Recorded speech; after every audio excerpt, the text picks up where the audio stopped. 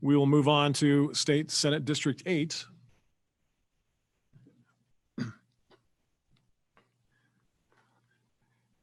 Our candidates that are present here: incumbent Republican Bob Rankin and Democrat challenger Karl Hanlon.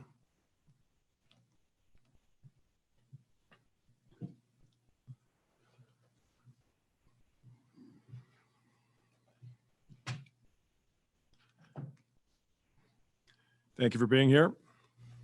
Thank you. We'll begin with Mr. Rankin, a 90-second opening statement. Well, thank you, Ryan. Thanks for hosting this.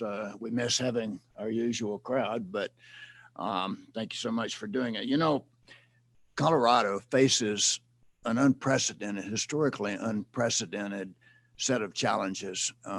They started last March when on the Joint Budget Committee, we faced the need to cut 25% of our spending out of the budget. And budget is policy. We used up all the one-time spending, and then we cut education dramatically. We need to restore that. So, and it's even worse for us out here on the Western Slope because the agenda, the Boulder Democrat Front Range agenda does not often favor, or unconsciously sometimes does not favor our Western Slope interest. So we get about 650 bills a year and 1,000 line items. Every one of those things might contain a trapdoor where there's damage to Western Slope interests. So my background and my positioning in the legislature is uniquely positioned to address all of those issues. I'm an electrical engineer, was in the Army for a few years, career in aerospace defense, techie, grew up with the technology and computer industry, small business entrepreneur, 6 years in the House of Representatives, 2 years in the Senate, 6 years on the Joint Budget Committee. So that positioning and that diverse background, I believe is really well positioned to go after the many diverse issues across those 650 bills and 1,000 line items and fight for. Be a warrior for Western Slope interest. Strayland, 90 seconds. Thank you. I want to say thank you to Glenwood Chamber, the Post-Independent, KTMS, yourself, Ron, for moderating this evening. I want to say hello to everybody. I'm Karl Hanlon. I'm running for Senate District 8. And we are really experiencing unprecedented times here in Colorado. And rather than take a look at it and think about all the negatives that go with that, we have a real opportunity to rethink how we're doing so many things here in Colorado, how we address a budget that has been perhaps not as well managed as it could have been over the years. We've been left in a position that is very difficult. Education is underfunded. So many programs need help, but it is a moment of opportunity. From my standpoint, I grew up, I'm a lifer to Senate District 8. I'm what you'd call a dirt road Democrat. I grew up in Jackson County here on the Western Slope. Went to college, came back, was a park ranger for about 4 years, and then went on to law school and came back to Glenwood Springs to practice water law, and I've done that for almost the last 25 years. Many of you know me here in the local community as the representative legal counsel for Glenwood Springs that I've done for about 20 years.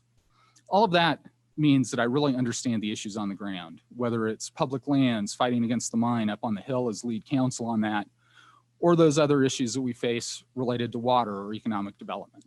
I'm looking forward to the questions tonight. I'm looking forward to talking about policy and issues with Senator Rankin. We've had a good time over the last few debates. We run the most polite campaigns probably ever between the two of us, and so this is going to be fun. Well, that'll be refreshing. We'll start with Mr. Hanlon.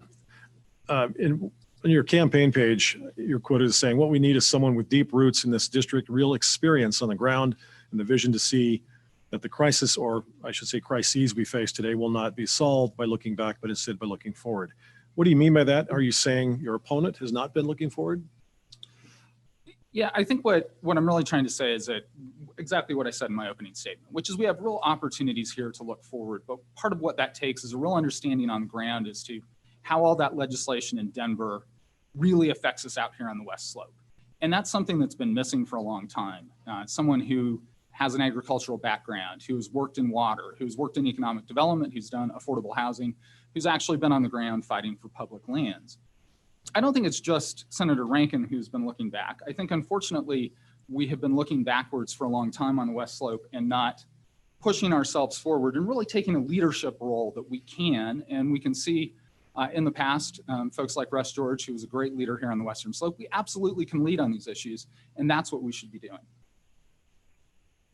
Mr. Rankin, how could you, if you're reelected, look forward? Well, looking forward, I mean, I was trained to be a visionary and a strategic thinker as a Ford vice president, and I've carried that forward. I actually have been appointed twice by two different governors to head what's called the Education Leadership Council, which is the body, bipartisan body, who's charged with looking ahead for education, setting the vision. We've been at this for 3 years. We've influenced current legislation by talking about the vision for education in the future. So that's my contribution to the Joint Budget Committee and to the ELC, is to bring that specific experience and training as a corporate president and vice president forward. That's a rare commodity in the legislature. Not many people really think strategically and visionary. Any response, Mr. Hanlon? The only thing I would say is that I think you need to really look at what people have done on the ground and what they've asked for. And education is a good example where Senator Rankin demanded a special session to talk about defunding public schools and having those fundings go to private individuals, a classic voucher program. So that's what I mean by you've got to look at people who've really worked on the ground. For me, that's doing teacher housing here in the Roaring Fork School District that actually help teachers on the ground to stay here in our community. Next question, Mr. Rankin. As the senior member of the Joint Budget Committee, you and the rest of the JBC were saddled with trying to balance the budget and fund critical programs in the face of the pandemic and economic shutdown. I believe in some cases, I assume Mr. Hanlon might agree, that the counties in Senate District 8 got shortchanged. How do you overcome that with your fellow lawmakers on the Front Range? Well, as we went through that, by the way, K-12 and higher education funding was the last thing we cut, and we tried to emphasize that. And just to correct the record, I have never said that I went to. I'm actually one of the major champions for funding education. I fought for 6 years in the Budget Committee to reduce the negative factor by adding money to K-12. So the issue of I never said defund public schools, and that letter simply asked for a special session to look at possible ways that we could go back to school with and address the many options that are already being addressed. So that's kind of a false negative. So in terms of Senate District 8 and the comeback, I think the thing that I defended most strongly was the tourism budget. The proposal was to completely cut the tourism marketing budget. And I went to bat for that. I took it from zero back to it was 20 million. We only cut 2 million out of it. So that's a specific example where Senate District 8 would have been dramatically affected if we had cut the tourism budget. So basically the essence was overcoming that, fighting that tug of war with Front Range lawmakers, make sure the West Slope is represented. Yeah, absolutely. And I think this is a great example where I'm talking about being able to build those connections with both the current administration, being on good footing with them. I've worked hard to bring funding down to the local level, to work with our municipalities as well as our counties. And I would say that one of the great things we do have in SC8 is we have strong representation out of Dylan Roberts and Julie McCluskey. Julie out of Summit County, who represents the West Slope as well, sits on the JBC. She was also instrumental in making sure that tourism funding was there for us. So it's really about having those good relationships. And first and foremost, it's about being always for the West Slope. It's not, for me, it's not about partisanship. And I think Senator Rankin would agree. It is always about being for the West Slope from the beginning and to the end. And we always talk about that in water, which is, one of my favorite areas. There's no Republicans or Democrats. There is just the West Slope when it comes to water issues. Any comment or rebuttal? Oh, no, I totally agree. It's about the West Slope. There are many instances where I have to go to bat against the Front Range, not Democrats, not Republican. It's what's in our interest. Water is one of them. Tourism is one of them. Actually, K-12 funding is one of them. The formula for school funding is not fair to rural school districts. I mean, I have a favorite speech. I actually say I believe our funding model is unconstitutional and immoral because kids do not have equal opportunity. I will continue to fight. That will be my probably my number one fight is equal opportunity for kids in rural school districts. Mr. Hanlon, we'll move to healthcare. In 2019, the state legislature passed the reinsurance program in an effort to stem the tide of rising insurance costs, especially in rural Colorado. It went into effect this year. By all accounts, it has had an impact. However, it's only authorized until 2022. Where do we go from there? Yeah, this is a great one. It was a good thing that reinsurance was passed, but you've got to recognize that reinsurance was a Band-Aid on a gaping compound fracture of somebody's leg. And so while it did have the impact this year of potentially stabilizing rates, and particularly in places like Summit County, where we're seeing a variety of things come together to really bring health insurance costs down, here in Garfield County, when you look at reinsurance rates, if you go out on the market right now if you look at insurance rates, we're still at about $1,800 a month for a family policy, and that's simply too much. So one of the things I'm a huge proponent of is creating a public option so that we can create some competition in the marketplace so that the ACA works the way it was supposed to in the open market, where we have no competition in health insurance providers. It is extraordinarily difficult without that competition for rates to come down at all. And so we're continuing to put Band-Aids on a compound fracture, and we just have to be more aggressive. Mr. Rankin. Yeah, I sort of agree with some of that, although reinsurance does have 5 years of life. Senate Bill 215 extended it out for 5 years. We just got the actuarial report. So reinsurance will reduce rates on the individual market by 38% below what it would have been otherwise here. And then if you add the Summit County Alliance work, that's another 10%. So we're talking about 50%. However, that is structural.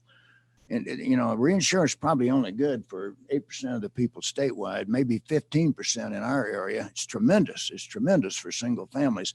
But, the public option is capping prices.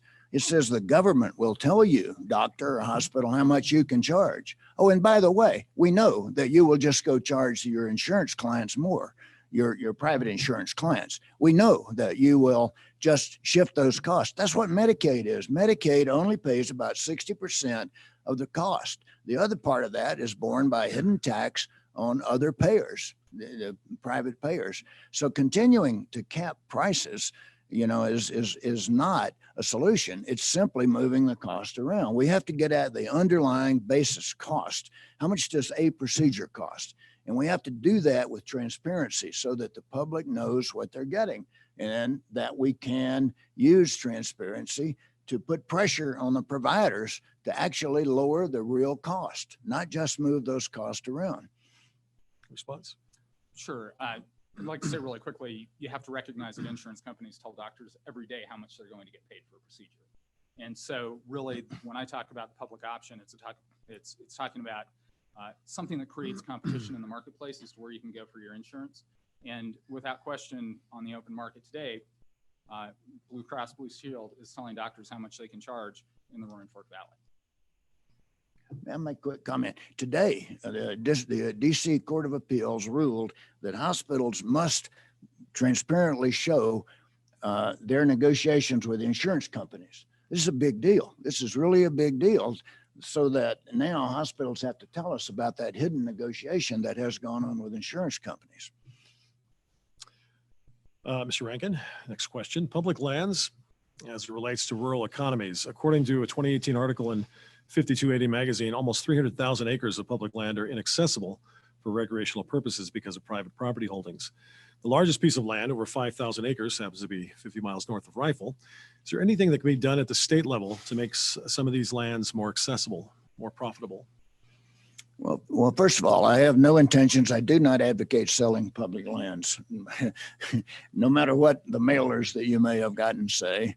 I also don't deny climate change. So just to get those two things on the record. So what we have done, there are quite a few actions every year to buy easements on private property to allow access to public lands. So I think given the pressure, we got everybody moves to Denver and they buy a cowboy hat and a pair of boots and they hit I-70 and get tied up in traffic. But really, there's a huge demand on our public lands for recreation. So what the state can do through state parks and through these easement actions, we can provide access to public lands. more. But at the same time, we want to protect certainly our wilderness areas and in some pristine areas. So it's going to be a delicate balance. But we have a real responsibility as Western Slope legislators to lead that effort. Same question, Mr. Hanlon.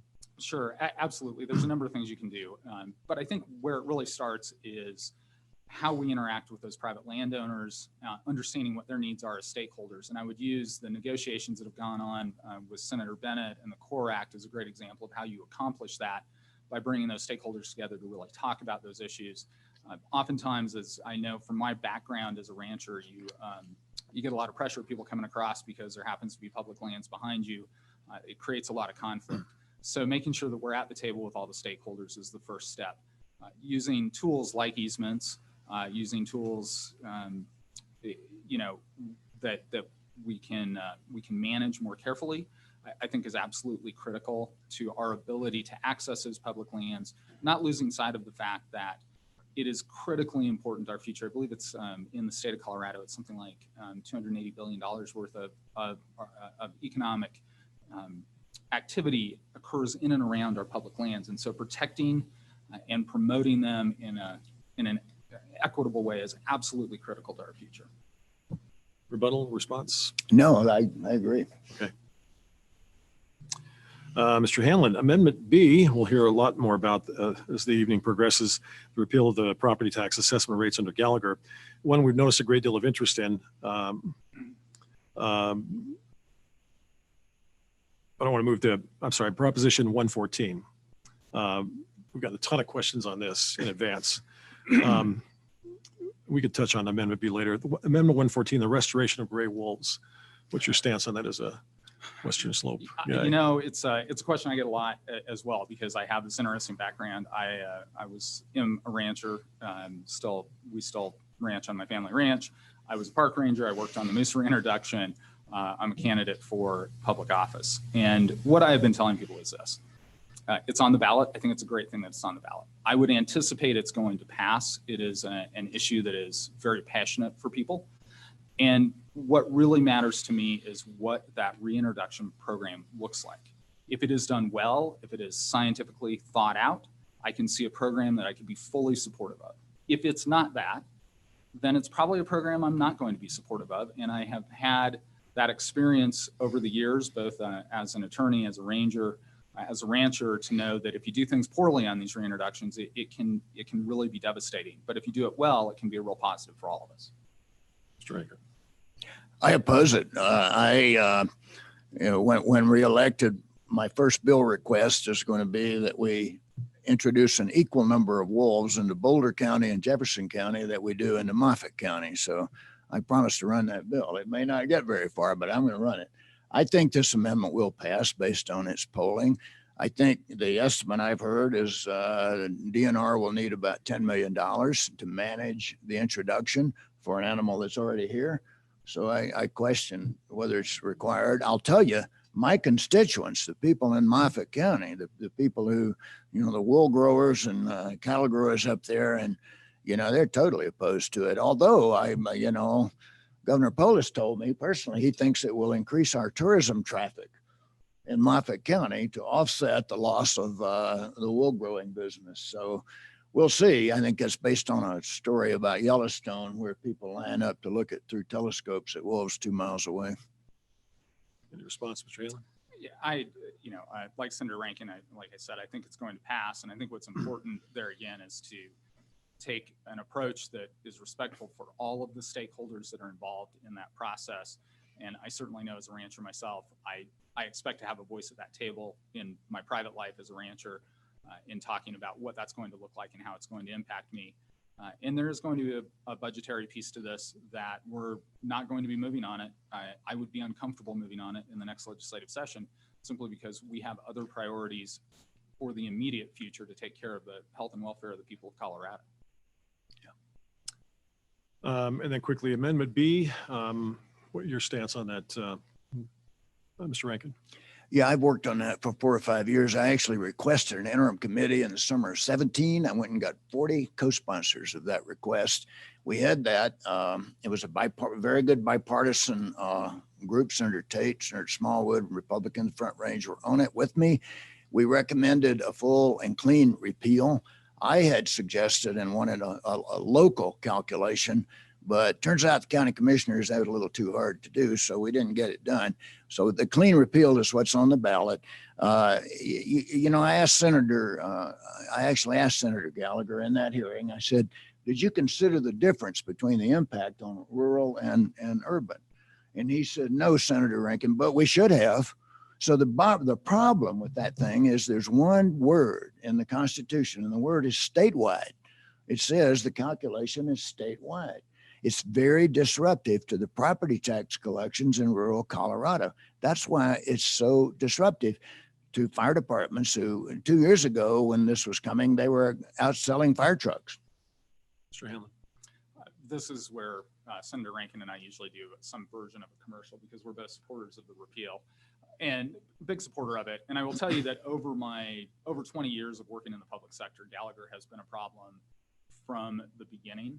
And I credit local government for working so hard to work around the impacts of Gallagher over the years. And we've really gotten to the point where it's just critical that we get that clean repeal, that we make sure that our hospital districts, our fire districts, all of those special districts, water and sand districts, have the ability to take care of their constituents the way their constituents want it and need to be taken care of. So I really urge people to vote for that repeal. And I think it will show, it's going to be a great thing for rural Colorado, especially school districts, to have that off their back. And like I said, it's been it's been a problem since its inception. And certainly from my standpoint, I've been working around it, trying to help jurisdictions work around it for 20 plus years. Anything additional? Well, just one additional, if it doesn't pass, there will be a $500 million hit to the property taxes that contribute to K-12 funding. And the state theoretically would have to make that up out of income taxes and sale taxes. We will not have that money in that time frame. I know that. We just won't. So I don't know where we go with that $500 million, in 22. So that's independent of the county budget and the fire budgets. That's something that hits the state budget. Well, we breezed through a lot of topics in a short amount of time, and we'll go to closing statements. Mr. Hanlon, 90 seconds. Thank you. Again, thank you to everybody for having us, Post Independent, Glenwood Chamber, KMTS, and yourself, Ron, for moderating this. And thanks to Senator Rankin for participating. I just want to really close to talk about the future. And I think this election is so much about, do we look forward? Do we think about those priorities we need to have on the table, which is making sure that our schools are as strong as they possibly can be in this crisis that we're facing right now, which is not only a public health crisis, but an economic crisis. And unfortunately for Northwestern Colorado, it's become a mental health crisis. We need to make sure that we have fully taken care of our schools. The next thing we need to do is we need to make sure that we have taken care of the health and welfare of the people of Senate District 8 and all of Colorado. And the third, and really the one that ties them all together, is that we have to take this opportunity to build an economy that works for working families, not just for the wealthy.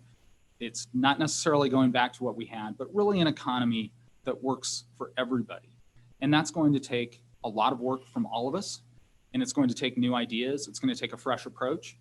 And it's going to take really teamwork that we have not had in a long time down in Denver. And I'm looking forward to that.